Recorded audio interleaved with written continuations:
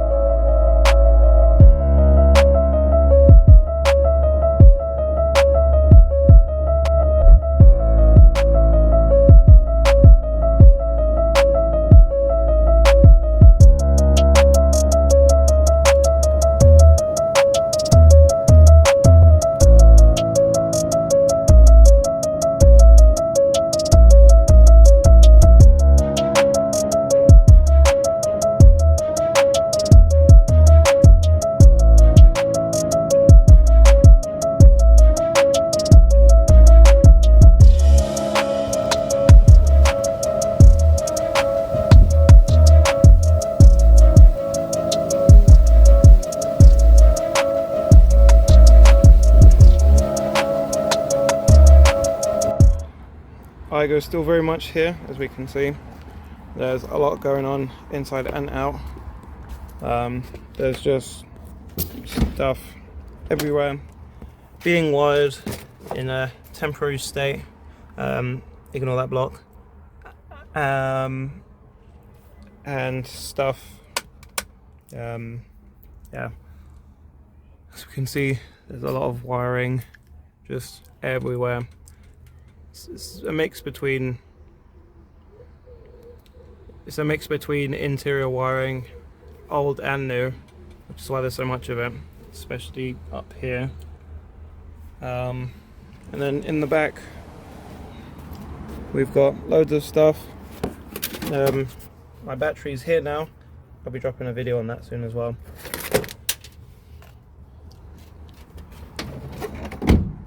Yes, Aygo turbo plan is still happening.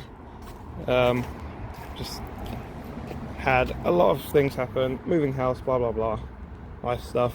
But we're back and we're not done yet, so stick around. So as we can see, the engine bay is a little bit of a mess right now. As you can see, there's wiring here that's not supposed to be, and this is coming from the standalone ECU's wiring loom, so this will just go straight through in place of the original wiring and go over the engine. Now there's a few things on here that weren't there before, like boost measuring and a exhaust gas temperature sensor. There will be a few other things like this goes to the turbo for the ECU. There will be some map sensors as well as other stuff. As you can see, I've started making the loom, but it's not the final product. This is for the ignition coils, as you can see. Yeah, this is a prototype of something which will just cover this horrible gap on top of the engine, and we are also working on a more functional version as well.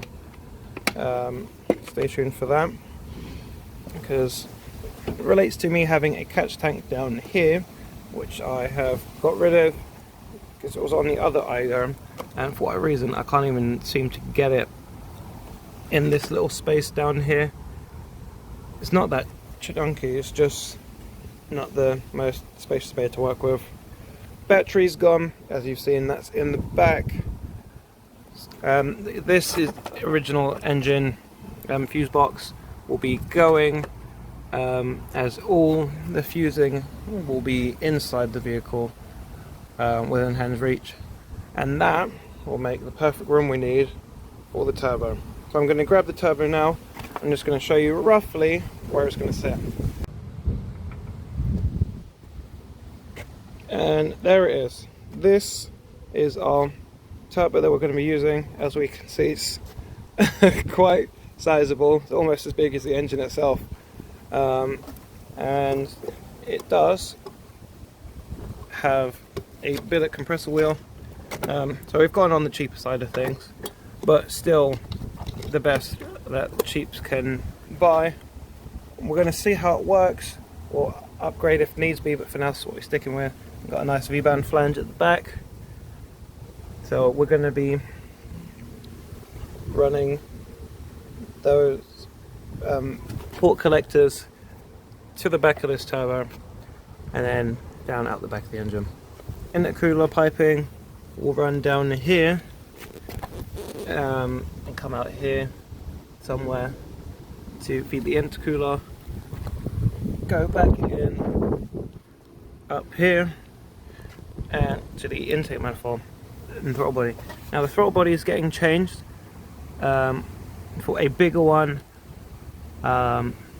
from something else. It's a Bosch one. As if we look in here, we can see it actually downsizes and it ends up only being 45mm in diameter, which is very small, and we don't want that. The outside is 76, but it's too restrictive. And we're also going to be changing the intake manifold as well. Shout out to Tatham Engineering, who's going to be giving us a hand with that. And also Car Innovation, he's been doing the brand new engine. I'm going to drop a picture in here so you can see.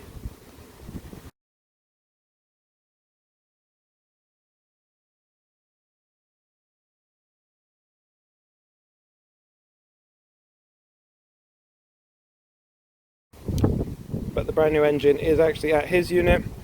He's done the head work and basically everything on the engine to get it up to standard, because this isn't the engine that we're using, this is just the one that came with the car that I've just done, or used to test a few little things here and there. These are also going, because these can't handle the heat of the higher power build for one of these. I think they struggle or start to burn up around 150. So I've got new ones of these. I don't have them with me right now, but I'll show them in a future video. Fuel system is getting completely reworked. Injectors going much bigger. Yellow 400cc injectors. Aluminium fuel rail, just because I like my shiny stuff. And then everything fuel-wise in the back is all getting completely changed.